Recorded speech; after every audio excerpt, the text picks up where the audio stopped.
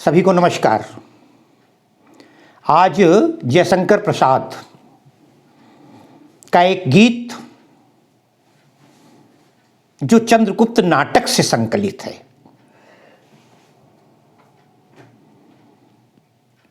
अंतरा पुस्तक में सीबीएसई पाठ्यक्रम के अंतर्गत कक्षा 12 में ये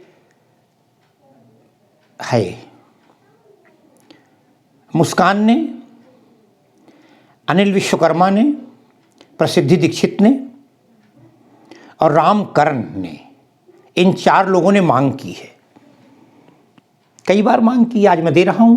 ध्यान दें, अरुण ये मधुमेह देश हमारा बड़ा प्रसिद्ध गीत है, बड़ी प्रसिद्ध कविता है प्रसाद जी की, जयशंकर प्रसाद जी की।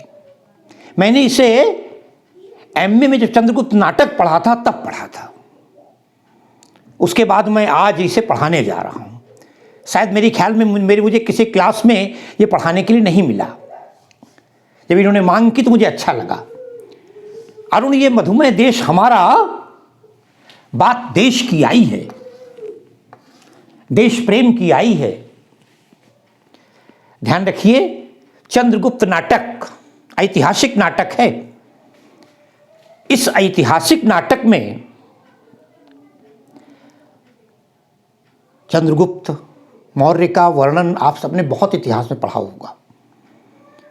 युद्ध हुआ था, सेल्यूकस का नाम सुना होगा।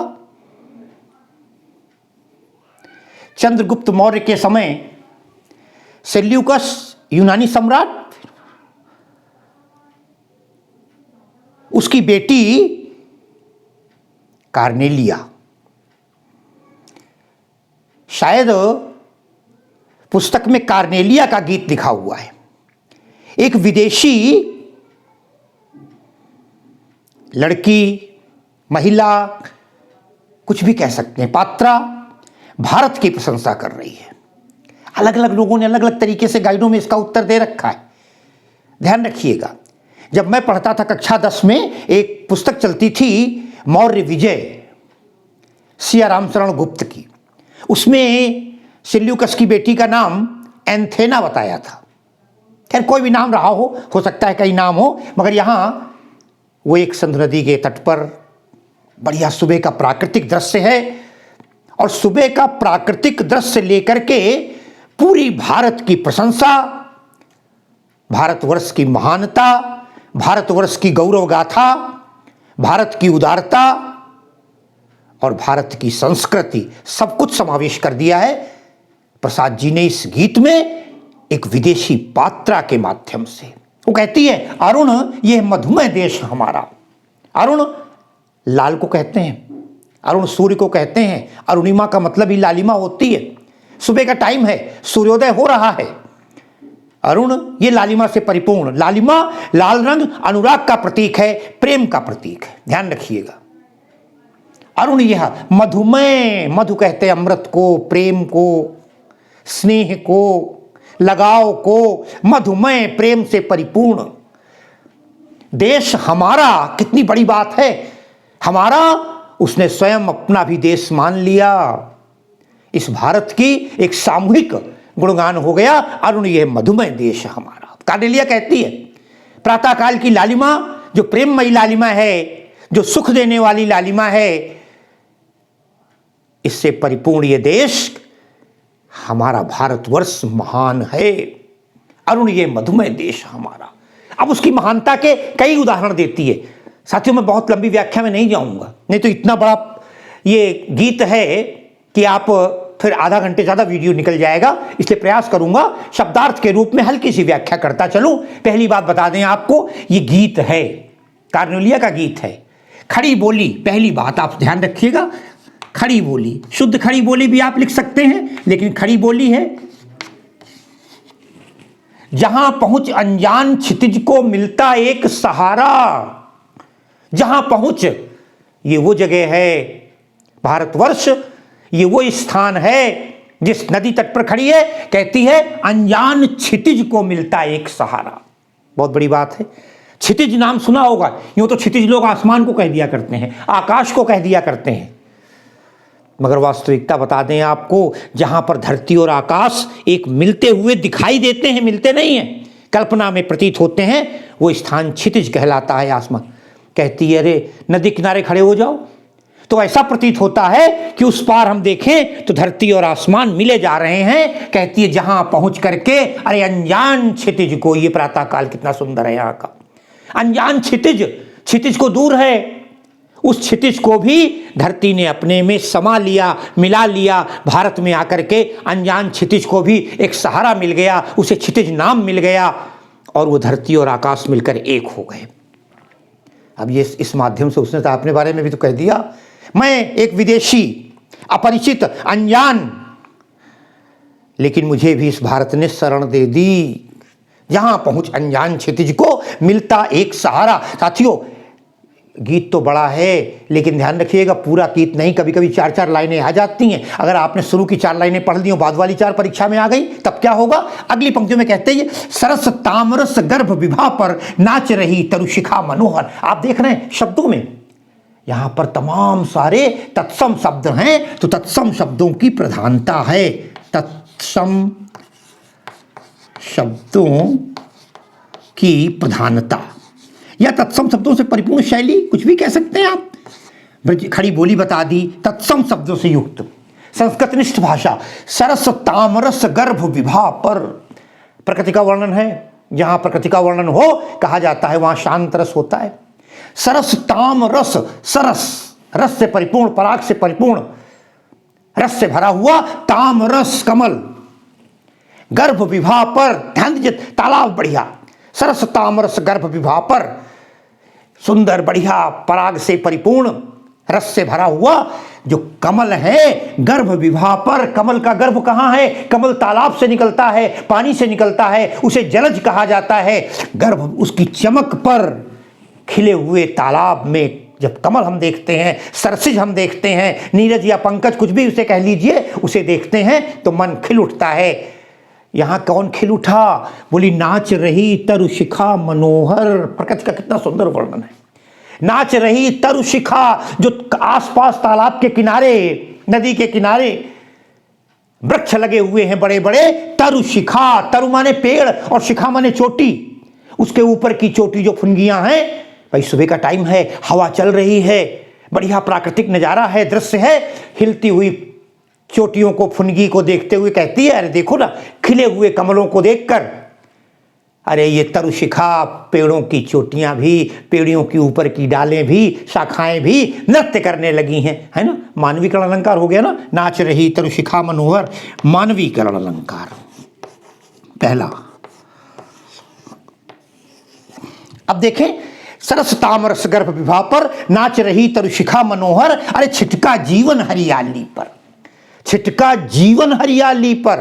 सीधा सार तो ये हुआ कि देखो जिंदगी कितनी सुंदर है, हरियाली के ऊपर मंगल कुमकुम सारा। मंगल कुमकुम, मंगलमय शुभ, कुमकुम सेंदूर होता है ना, हरियाली में सेंदूर छिड़का हुआ है। ये सेंदूर क्या है पता है? अरे सूर्य की लालिमा है, उषा काल है, सूर्य निकल रहा है, उसकी लालिमा आ गई है तो जीवन, जिंदगी, लोगों की जिंदगी में हरियाली आ जाती है। ये वो भारत है जहां सवेरे सवेरे लोग बड़े प्रसन्न होते हैं, खुश होते हैं। लोग गुड मॉर्निंग कहते हैं, प्रातः प्रणाम कहते हैं, नमस्कार कहते हैं, राम राम कहते हैं, रात भर की थकावट दूर कर चुके होते हैं। छिटका जीवन हरियाली पर, जिंदगी की हरियाली, जिंदगी की प्रसन्नता इसलिए है क्योंकि मंगल कुमकुम सारा, चारों ओर मंगल रूपी कुमकुम सेंदूर फैला हुआ है। सुहाग का प्रतीक है, शुभता का प्रतीक है, परिपूर्णता का प्रतीक है, चारुता का प्रतीक है। मंगल कुमकुम सारा सुंदरता और पवित्रता का प्रतीक है। सुबह का समय बड़ा पवित्र होता है। लोग कहते हैं सुबह सुबह भगवान का नाम लो, ईश्वर का नाम लो, अच्छी अच्छी बातें करो। तो छिटका जीवन हरियाली पर, मंगल कुमकुम सारा। आगे देखें और क्या हो रहा है। वो अपनी दृष्टि को थोड़ा उछाटती है, कहती है लघु सुर धनु से। लघु माने छोटे, सुर धनु, सुर माने देवता, धनु माने धनुष, देवताओं का धनुष। यहां पर प्रतीक है इंद्रधनुष से, जिसमें 7 रंग होते हैं। अरे सुरधन से, लघु सुरधन से, लघु सुरधन के समान अलंकार कौन सा हो जाएगा? उपमा अलंकार हो जाएगा। लघु सुरधन से, पंख पसारे, अपने पैरों को फैलाए हुए, पंख पसारे में। और इस तरह आप देखेंगे कई जगह पर आपको अंत में जो है अनुप्रास भी मिल जाएगा। लघु सूर्यधनुष से पंख पसारे, छोटे छोटे इंद्रधनुषों के समान अपने पंख फैलाए हुए। पंख कौन फैलाता है? पक्षी। उसने आकाश में तमाम सारे पक्षी देखे होंगे, जो पक्षी उड़ रहे हैं, जिन्होंने रात भर के बसेरे के बाद सुबह चहकने लगे होंगे। वो पक्षी चहचहा रहे होंगे, खगकुल कुलकुल सा बोल रहा, किसलय का आंचल डोल रहा, जो प्रसाद जी के गीत में था। वही बात तो ये कहते हैं, लघु सूर्यधनुष से पंख पसारे, शीतल मलय समीर सहारे। कितनी सुंदर बात। शीतल मलय समीर, शीतल माने ठंडी, मलय माने हवा, मलय माने पवित्र सुंदर, मलयागिरी पर्वत होता है ना चंदन के समान, समीर माने हवा, उसके शीतल सुगंधित, शीतल मंद सुगंध, समीर के सहारे, हवा के सहारे। क्या हो रहा है पक्षियों का? अरे उड़ते खग जिस ओर मुंह किए, पक्षी जिस तरफ मुंह करके उड़ रहे हैं। समझ नीज नीड़ प्यारा, समझ नीड़, नीड़ कहते हैं घोंसला, अपने घोंसले को समझ करके वहां जाएंगे, वहां खाने को मिलेगा, वहां जाएंगे, बच्चे हैं। समझ, ये वो देश है जहां पक्षी भी अपना घोंसला समझते हैं, अपना नीड़ समझते हैं, अपना बसेरा समझते हैं। इनको बसेरा देने के लिए भी यहाँ तरुकोटर हैं, तमाम घास फूस है, और जिसमें अपना घर बना लेते हैं। कहने का मतलब ये, अनजान को भी यहाँ घर मिलता है, सबके पास घर होता है, सबके पास निवास होता है। कितना सुंदर। उड़ते खग जिस ओर मुंह किए, पक्षी भी कितने प्रसन्न हैं, मुंह करके उड़ रहे हैं। समझ नीड़ निज प्यारा, जो अपने नीड़ को, अपने घर को, अपने परिवार को देखते हुए आगे बढ़ते चले जा रहे हैं। आगे देखते हैं, बरसाती आंखों के बादल। बहुत सुंदर बात है, बरसाती आंखों के बादल। अरे कोई दुखी होता है, इस देश की विशेषता है, कोई दुखी होता है। बरसाती आंखों के बादल का मतलब ही है कि बरसती हुई आंखों। बरसती वो आंखें क्या होंगी? जब हम दुखी होंगे, दुखी होंगे, हमारी आंखों से अश्रुधारा बहेगी। बरसाती आंखों के बादल होते क्या? अरे बनते जहां भरे करुणा जल। बहुत सुंदर बात। भरते बनते जहां भरे करुणा जल। यहाँ की विशेषता है, हम किसी के दुख में स्वयं दुखी होते हैं। सब लोग दुखी होने लगते हैं, कहते हैं बनते जहां भरे अरे एक का दुख देख करके दूसरे के आंख में आंसू आ जाते हैं साथियों। यही तो होता है। पड़ोसी पर दुख पड़ता है, अरे किसी की मृत्यु होती है, हम उस मृत्यु में कितना पीड़ित होते हैं, दुख में आंसू बहाते हैं एक दूसरे के, क्योंकि परहित सरिस धर्म नहीं भाई, परोपकार के समान कोई धन नहीं होता। दूसरे के दुख में जे गरीब पर हित करें, ते रहीम बढ़ लो, कहा सुदामा वापुरो कृष्ण मिटाई जोग। हम तो किसी के दुख में उसे गले लगाना जानते हैं, उसे हटकाना नहीं जानते। कहते हैं बरसाती आंखों के बादल बनते जहां भरे करुणा जल। अरे बरसात की आंखें, दुखी व्यक्ति यहाँ पर एक दूसरे के प्रति हमदर्द हो जाता है, उसके दुख में वो दुखी हो जाता है। और क्या होता है यहाँ? अरे लहरें टकराती अनंत की, पता नहीं कहाँ कहाँ से आकर। अरे भाई तालाब या नदी में क्या होता है? लहरें उठती रहती हैं, लहरें टकराती अनंत की, जिसका कोई अंत नहीं है, मगर उनको टकराती कहाँ पर हैं? आकर के पाकर यहाँ किनारा, नदी के किनारे ही तो लहरें टकराएंगी आकर।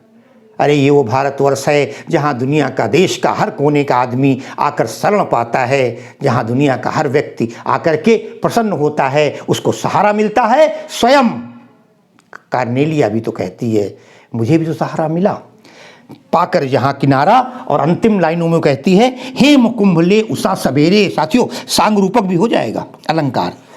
हेम दृश्य बिंब बड़े सुंदर सुंदर हैं, अगर आप देखेंगे उठा करके तो। लघु सूर्यधनुष से पंख पुकारे, तो ठीक है ना, तमाम सारे मंगल कुंभ सारा। तो कहती हेम कुंभ ले उषा सवेरे। हेम कुंभ, हेम माने होता है सोना, हेम सोने, सोने कहते हैं, कुंभ माने घड़ा।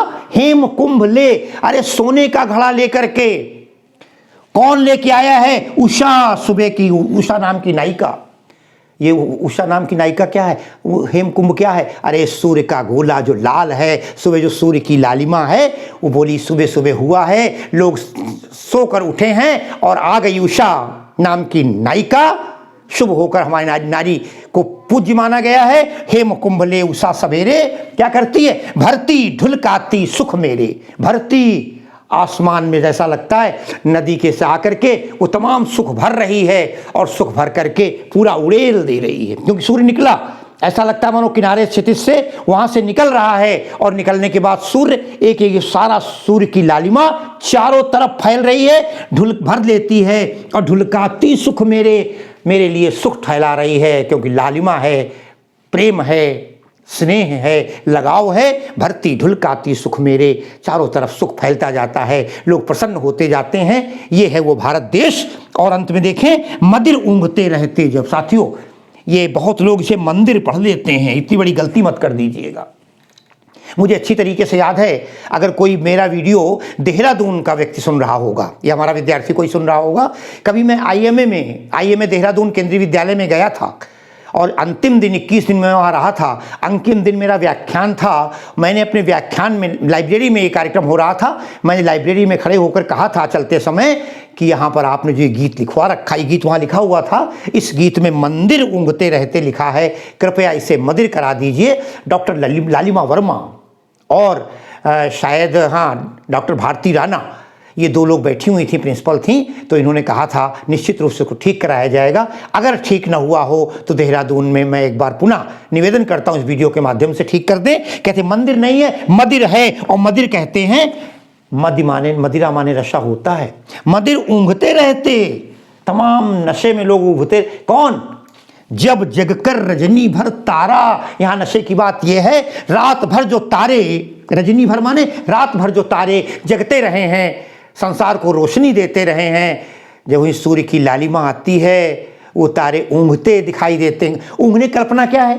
कैसी कल्पना ऊँघने की है? क्योंकि एक एक करके क्या हो रहे हैं, लुढ़क रहे हैं, डूब जा रहे हैं। जिस प्रकार सोता हुआ आदमी आप जगाइए फिर उठता है, तो मदिर नशे में आंखों में खुमारी भरी है, लालिमा भरी है। और मदिर ऊँघते रहते जब जगकर रजनी भर तारा, रात भर जो जगे हैं, ये था। और प्रकृति का बड़ा सुंदर वर्णन किया गया है, भारत देश की महानता का वर्णन है, और एक नाटक के अंतर्गत एक पात्र के द्वारा कहा गया गीत है। जैसे कर छायावाद की तमाम विशेषताएं इस गीत में परिलक्षित होती हैं।